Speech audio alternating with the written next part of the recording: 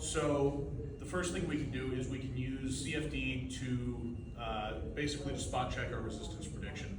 We're a big fan of what we call sparse CFD. So for an entire resistance curve, we might use 4 points. And that saves CFD time. It helps us anchor our predictions.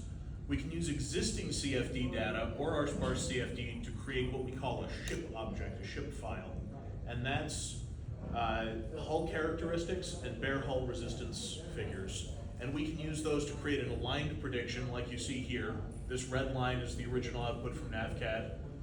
We did our sparse CFD, those are the blue points, and then we use those to anchor this green prediction, which creates the full resistance curve based on that little bit of CFD information.